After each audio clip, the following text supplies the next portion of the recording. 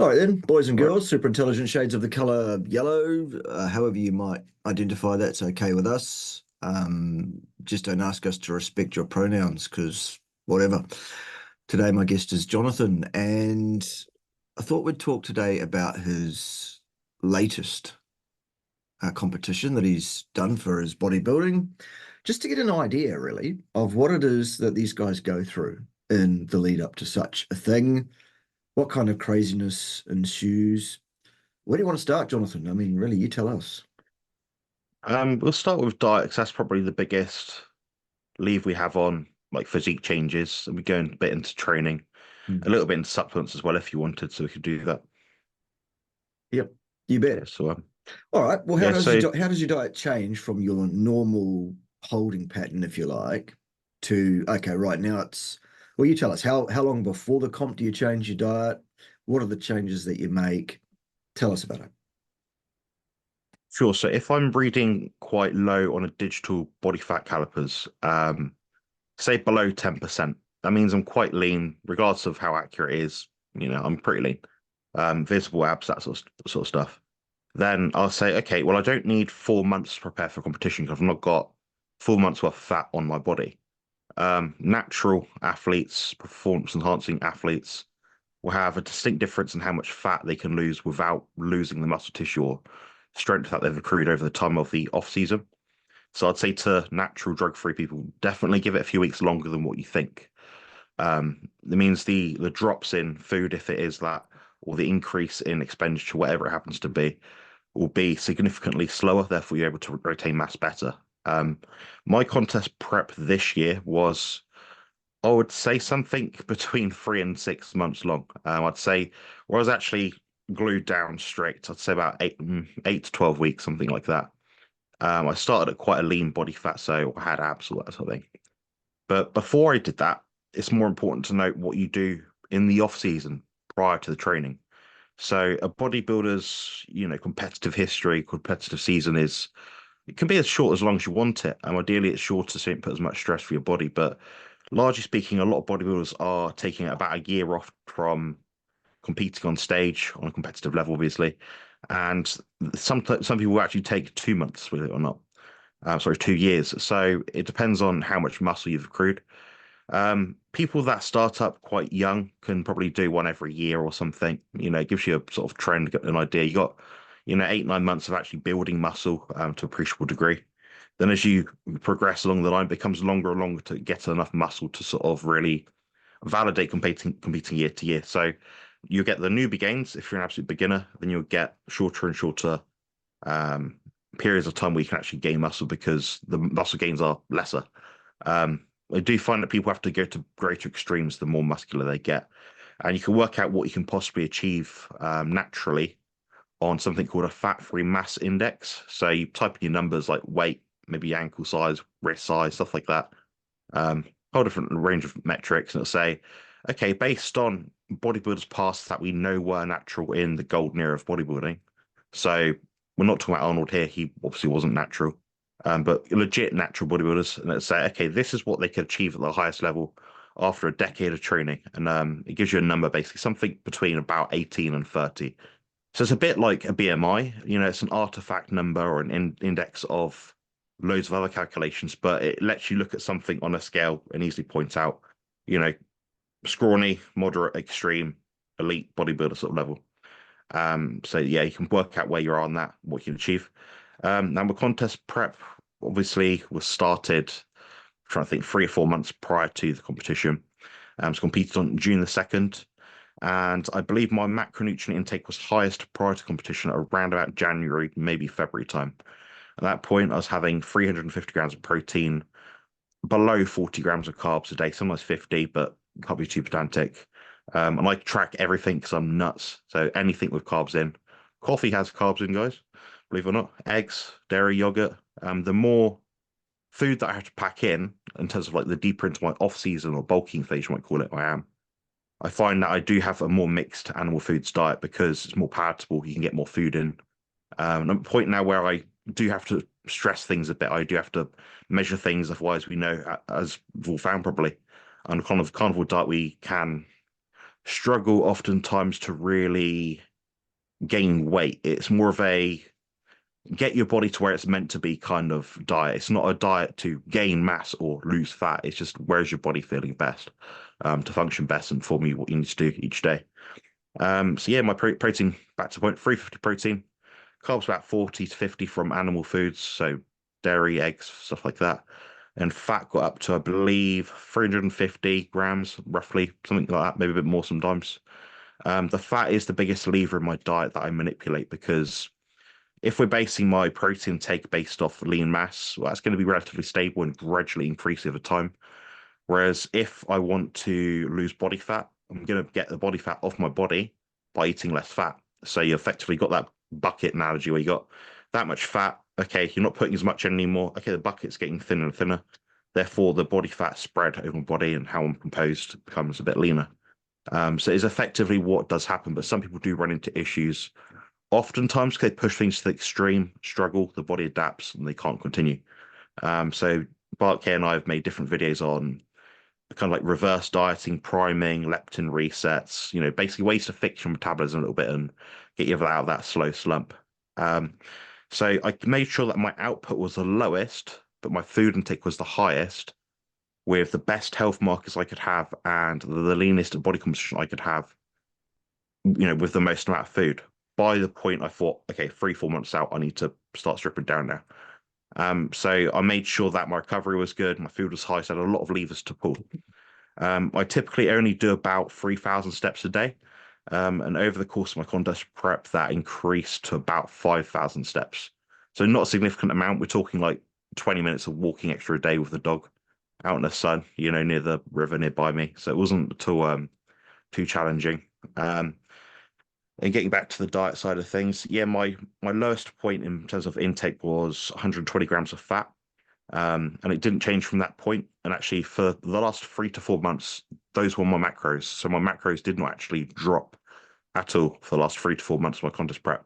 I used dietary interventions, recovery hacks to make sure that my body wasn't holding inflammation. My body just sucked down and it just did its job, which is quite miraculous because usually it's usually eat less, move more. And I think, yeah, you can pull those levers a bit up to a point, but when you're 4% body fat, you're eating nothing and you're not sleeping at night and you can't perform anymore in the gym because you got no energy. What lever do you pull then? So it's about, the minimal effective dose, the smallest intervention to get the greatest effect. Do you want me to cover training a bit now, or does that answer your questions about diet? Yeah, I think so. It's just also perhaps just before we move on to training, though, we could probably make it explicit for those that don't know you for some reason, because if they head somewhere warm and cold, or warm and dark or something. Um, Yeah. what's your carb intake versus the rest of that stuff throughout the rest of the year? Because, okay, right, well, when you're preparing very low carbs, we're trying to strip fat off to get you ready for comp, sure. But you must be eating a lot of carbs to do all that training all year, surely. Apparently not. No. So Tell us the about it. carbs I do get, yes, the carbs I do get are I track everything because I'm really crazy, honestly. But carbs I do get are from coffee, they're from eggs, they're from raw milk, they're from um Greek yogurt, stuff like that. What else is there carbs in it? I don't know. I think that's about it. So not that much, but obviously I'm the dairy component is something I'm looking at first when I try to drop body fat. Obviously I can drop fat. If I'm eating 350 fat in a given day or something, yeah, I could drop like 50 grams of fat, get a load of Mm. results instantly, sort of thing. But further down the line, when the dairy becomes a bit of a problem, obviously I just reduce that. So I'll probably go down from like 50 at the highest point in terms of grams of carbohydrates, then go down to maybe 30, 40 grams, but I'm not Right. taking a lot out. It's just I'm basically getting rid of milk in the coffee. That's literally it. All right. Okay. So bugger all carbs all year round is what you're saying. Yeah, and I maintain a lean Jonathan, muscular you can't physique build of, muscle mass without carbs. You need carbs to build muscles, Jonathan. oh yeah, they all say that, don't they? Yeah. I think what people don't realize is when they say that, they assume that, oh, he's only just maintaining what he built on a mixed macronutrient diet. But people don't realize I've exceeded what I did build, which was relatively high level at that point anyway, on a carnivore diet. It's because I have that last 10%, 5, 10% extra muscle mass and better ability to sort of retain muscle tissue and strength on a carnivore diet versus a mixed macronutrient diet. Now, when you're a bodybuilder, you've gone from like, okay, say you're here, low level, get better, you're here, you probably get to most of your natural sort of limit up around out here somewhere. Then you get a bit better, a bit better, better, better. Then you get to a point where it's like, oh, the last 10% where you probably, yeah, to get beyond that, you really have to push in some drugs and do all sorts of crazy things to get there. So I'd say for me, it's been helpful in getting that 5 to 10%, which I'd otherwise not have because of the sleep, the digestion, the other stuff side of things. That's been my anecdote. Anecdote. Awesome. Just So anecdotes there. No actual evidence, yeah, except, well, have a look at them, boys and girls. That way. not bad. So anyone that says you can't build muscle without eating carbs is either lying to you, or they're ignorant, or they're just parroting something they've heard from somebody else because they've heard it from somebody else.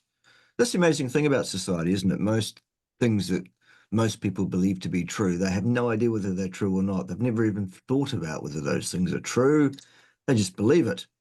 Anyway, there you go. You can build significant muscle Yeah. mass without carbohydrates in your diet, which Which really, point to me, people isn't say, surprising, but there you go.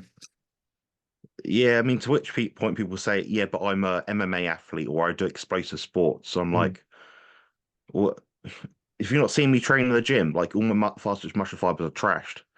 I yeah, think there's certainly enough muscle glycogen at play here to lift the way I need to lift and get to those last few reps, that failing yeah, point that we talk about. yeah, exactly.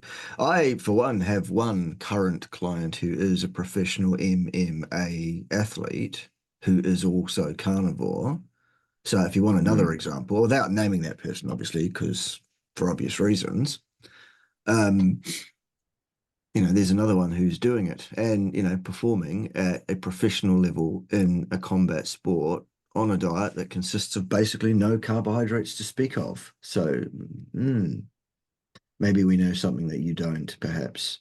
Or Yeah. or what you can do is just furiously bang away at your keyboards there and make sure we all know underneath that we're wrong.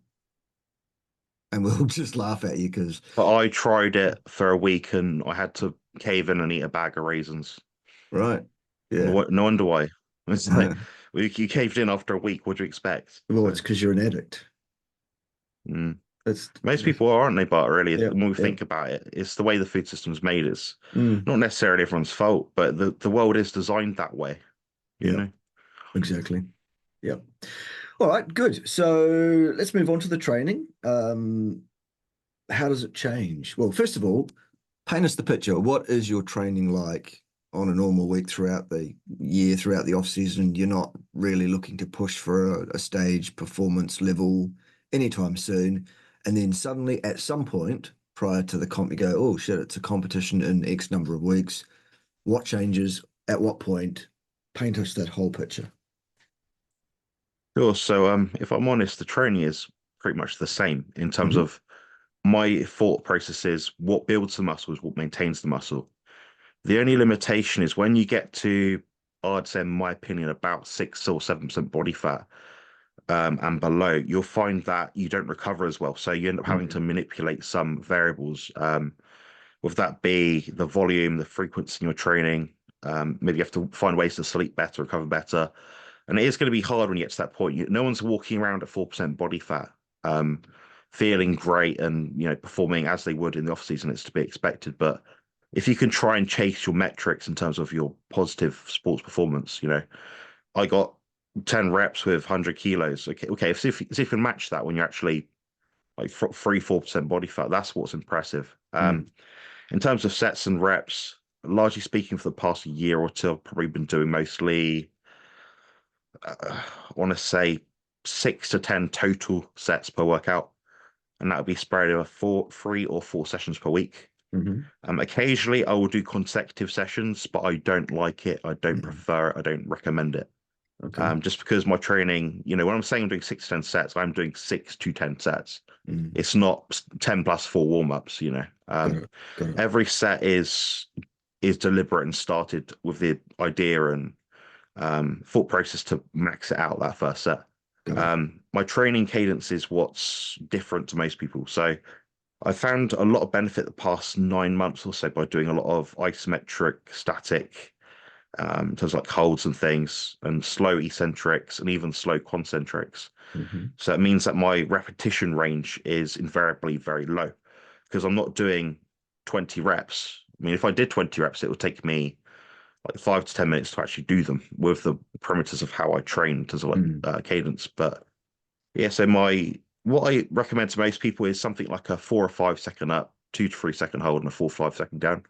This is especially true if someone's a beginner, a newbie, someone that's got injuries, Mm. someone that just needs to feel the muscle, like feel their body, and the weight of the weight under their body, sort of thing.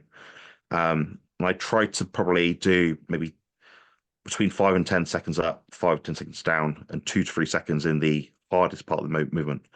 So some movements there are parts where there's two hard parts to it. So the bottom of a leg extension and the top of the leg extension. Now, if you've ever got close to failure, you've done leg extensions. When your knee is bent at the bottom like that, your toes are twitching because it's such hard work to maintain it.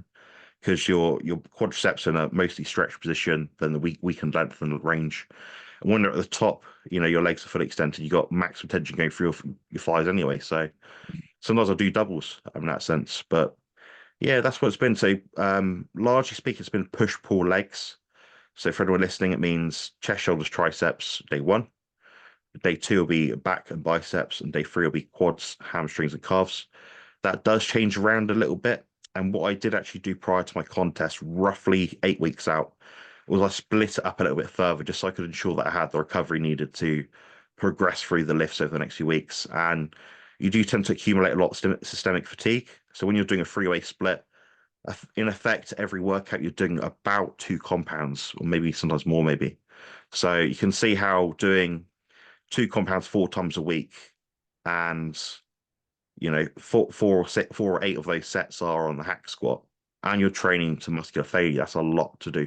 Mm. But yeah, largely speaking, I'll do 2 sets for some body parts that can tolerate more volume. I found that to be true for some things like shoulders. They can seem to deal with more grunt. And some of body parts where I don't feel them activate as well. So I use that in conjunction with isometrics and things like that. So for example, like my spine and hip are damaged. Mm. So we're looking at axial loading movements, so hack squat, leg press sort of movement. Those ones I may do 2 sets. I may even do a warm up on those, but not often. But I try to push volume more in those sort of things, but only in the instance where I can't push intensity in those things. So for me, doing a RDL with a cable or something, I'm not going to be able to take that set to failure without seriously compromising my hip and lower back.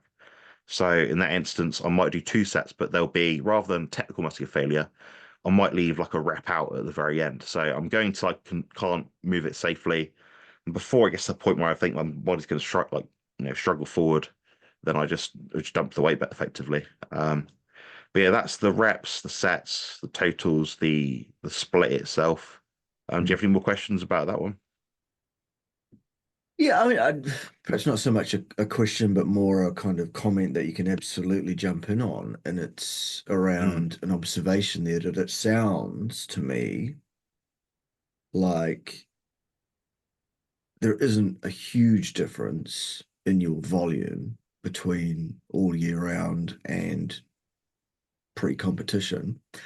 Volume, of mm, course, being the number of sets times the number of reps times the time under tension.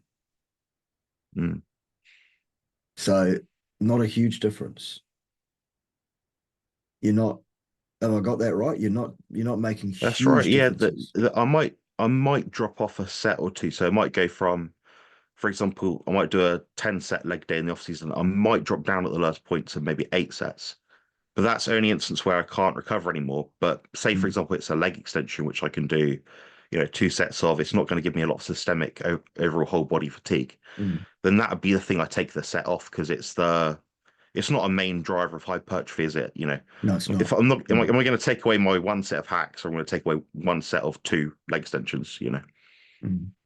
Well, let's go to this thing about, the the difference in utility between a big compound and something that's more isolated. So squat versus a leg extension, or even squat versus a hack squat, because a hack squat is somewhat less. Different. Yeah. So outline that stuff for us a bit. Yeah, so with a barbell squat, you will activate more whole body fibers. The issue I have is a lot of people struggle to brace without perhaps using a lifting belt, which means, okay, when they do actually train, it means they invariably will have to include some kind of hip hinge to engage the lower back a little bit, or even a bent over row. So it depends how much someone can recover from things. If I was someone that, say, was very busy and I could only train 20 minutes in a day, and I could do that 3 times a week, my workout's going to be, well, because of my spine, it's not going to be a squat, but if assuming I had a great health spine, all that sort of stuff, it'd probably be a squat, bench, deadlift, row, pull up kind of program, something like that. Mm. And that'll be, 2 sets. I recommend with the time and tension I recommended earlier, so 2 sets of 6 to 9. That's just what I like to do. But my sets last sometimes 2 minutes long. Yeah. So it gets a bit crazy beyond that point. But yeah, so that's how I probably manipulate whether I use a compound or not. But because I do have time in the gym to spare, I've got, about an hour usually I train for, maybe a bit less. Um, I do notice that I can push harder with the isolation or more or less compound, more simple movements. Mm. Um, that's what I noticed myself. So, for example, I could do a standing barbell curl, the most basic, Arnold Schwarzenegger compound movement you can come up with. You've seen him do it in the pictures and the videos. Um, or I could do that with a cable, or I could do it with a machine. Now, what's going to result in less fatigue to my body, my spine, my hips? What if I sit down and do it? Is that going to give me a greater level of isolation? So it's about what someone wants to achieve, the specificity of what they're trying to do in the gym in terms of what sport or what kind of muscles they're trying to grow. But yeah, I'd say largely speaking, it's not a this versus that. But I will say personally, on an anecdotal level, and at least in the case of probably 95% plus of bodybuilders in history that are elite, Olympia top level, um, they've trained using majority of resistance machines. So there we have it. Okay. So most of those guys have used machines in favor of free weights. Is that because they can Yeah, move for them, more absolute mass because it's more controlled, or what is it? I think what I mentioned about like the systemic fatigue. So someone that has 5 stone more muscle than me, they're an enormous guy. Now, how are they going to get their arms around the bar to do a squat? It's going to be very difficult. So you have to put straps in front of them. If they're doing a deadlift and they've got a big gut because they're in the off season, they can't reach down properly. You have to eat that much food to maintain that much mass. Then you've got the issue of like the digestion. So obviously, if your gut's too big, you can't bend over properly and breathe properly to actually train. So in that case, maybe a chest supported row is a better idea because it loads the top of the chest rather than the abdomen. Um, so that's been kind of been my experience, but I think another reason is it does look good on camera sometimes. There's always that element, human element of, you see a guy on the side race machine, it looks cool, it represents the branding or whatever it is. Mm. Um, and the isolation factor as well comes into it. So a guy that's as big as he's ever going to be, say he needs to gain 2 pounds of muscle over a year, but he wants that 2 pounds of muscle to be on his front delt. Okay, his exercise specificity, his loading, his choice of exercise is going to be if it's chest press, it's probably going to be an incline chest press. It's going to be a shoulder press, some sort, probably maybe a lateral raise, something like that. But he might actually put more volume or more exercise towards those body parts because everything else is where it needs to be. Um, but obviously, if he's got to that point, but he's plateaued for some reason, it's probably because of the exercise technique. Whereas you can focus more on your exercise technique if you use a resistance machine just because it puts you in a spot. Mm. As long as you use the machine correctly and put your, settings at all the right bits, but which most people don't do. So Right. Yeah. Okay. All right. Good. Well, looking at moving towards, let's say, the last, I don't know, week or 2 weeks before you're going to hit the stage, what changes at that point, if anything? Where is your focus? what is it that gets you from nearly ready to ready I overall? see. Yeah. Mm. Ideally, you want to be ready about 2 weeks out, so your body's steady, so you can manipulate diet and training around that point prior to the show. And what we actually do, perhaps 4 to 6 weeks out, and maybe every week from there, we do like a fat loading kind of program. So, say this is only if indicated by the look of my physique and training performance. So, say on a Saturday or a Sunday, my coach might say, okay, we're going to add in 50 to or 70 grams of fat, something like that. Then that'll help me train, recover, sleep a bit better for a few days. Then it just runs you down to the hellhole again. Basically, just so depletes, you got no energy. Then I'll have another high day. But then between those pictures, you'll see, well, okay, about a day after this we got this photo, and this photo you got more muscle mass here, that less information here. You got more, I don't know, striations in your hamstrings or something. So you look at the pictures because ultimately the pictures are your metric when it comes to how you look on stage. You also combine that with weight and other things as well. But basically, that's how you suss out the last week in terms of how much to eat. And obviously, the timing comes into that as well. You try to emulate what you did prior to the show. And one thing I do is I actually deliberately train in the gym at the same time that I'm likely to be on stage. So that's something I do weeks in advance. So the idea is when you're getting a pump in the gym, you look pretty good. I know for me, it's after one meal I feel best. Um, so I know, okay, I need to have one meal. This is how much water I should probably drink. Probably, but it's not a firm, hard rule. This is how much salt I should probably take in, a pinch, 2 pinches, whatever it is. You try to keep variables the same. The body does sometimes swing back at you a little bit, but it depends what place you're at when you start. So it won't likely kind of hit back at you if you're healthy when you actually compete, which most people aren't. But yeah, so basically what I did the last week was last leg day was the week or week and a bit prior. So the idea is you reduce inflammation in your legs, you get more separation in your legs, and everybody will sees this in the world. You never train legs within a week of going on stage. They always look more puffy. Um, the other thing is the other training would be kind of pump workouts, but only in that you're not going to failure. So it's more, say I could do 10 reps with 100 kilos, maybe I'll do 7 or 8 reps. But I'll just not drop off. I'll drop off any additional volume if I have to. So if I'm feeling tired, I'm overly sore, another instance, sort of drop off training volume. Um, so yeah, my fat load, I guess you could call it, carb loading using fats, was plus 100 fat on Thursday. I believe it's a plus 50 fat on Friday. Saturday was my baseline diet, so going back to 350 protein, 30 to 40 carbs, and 120 fat. So that's just to shift off any digestive distress I might have had at that point. So some people actually do more fat and they might do it earlier. Some people might do it just the day before. It's all individual. There's no, cookie cutter program way of doing it. Then the show day was Sunday morning, and on that morning I drank to first, just not too much, not some bloated. Had a black coffee, I think, and I had 2 dandelion root extract capsules just to help draw out any water if I did have any. I didn't have much at all, so it didn't really do a lot. But I had a bit of a headache, but there we go. Carnivore athletes don't hold much information when it comes Right. to water weight anyway. So no real effort to dehydrate yourself like a lot of lifters do. No, it's pretty much just drink about the normal amount. There was no, all it was is don't get bloated drinking Mm. water sort of thing. That Yeah, was it. There's no 20 grams of sodium. It's just, what do I have in my food usually? Try and keep it the same. right. Excellent. Okay, final question for you because we need to cover this off. Diet and exercise, that's the only thing you do to help you build muscle mass, Jonathan. You'd never do anything other than that, would you?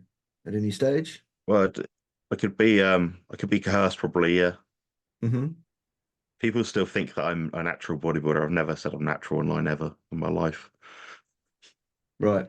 So So what are the there we go. rules? What are the rules around that for the competitions? Do they have clean and unclean? Oh, it's been a long time since I've been around the bodybuilding fraternity Yeah, world. they have tested and untested competitions. So the majority of them in the world are untested. So it means anyone can take what they want, basically. Right. To be a tested athlete, you have to be, I say you have to be, ideally you'd be 7+ years drug-free, meaning no thyroid hormone, clenbuterol, testosterone, no additional stuff in your system that would otherwise not be there naturally. Mm, But yeah, keep competing in an untested competition. And some of those guys use a lot of stuff, but the Americans use a lot more. right. A lot more. Mm, You'd be quite shocked. They measure out by the bottle, not the milligram, put it that way. right. All right.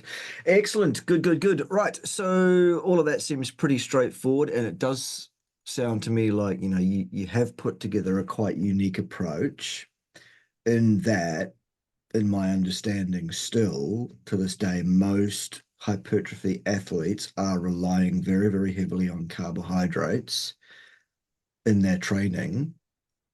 And clearly you've found a way where you can be competitive, not just competitive, you're very competitive with others who are also doing the same sorts of things that you're doing, including the extroverts, but who are eating the carbohydrates that you absolutely have to be competitive, even though Johnathan is competitive and is not doing that. So that's awesome.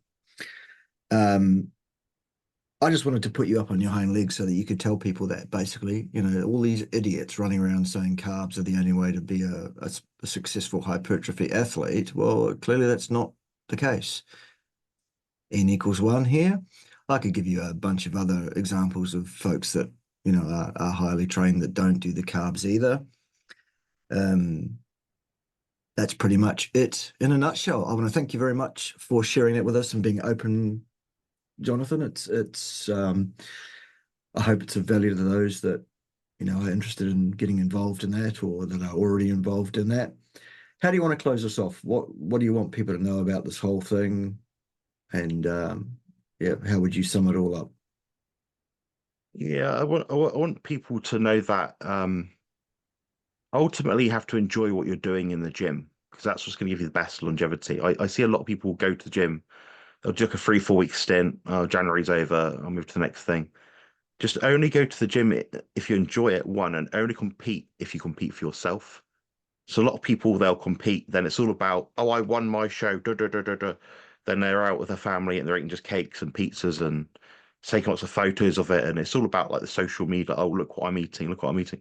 And it's like people are obsessed with this binge culture, like we said earlier, like this. I've done this, I've worked hard, I deserve this. Mm, And I feel like what I deserve. I deserve the self-preservation and the self-justice I get from achieving something which no one else I know in my life could achieve. You think it's fun like going to the gym where you're in agony all the time. You think it's fun having to take medication you don't want to take. Living in severe pain, chronic fatigue, living with autism.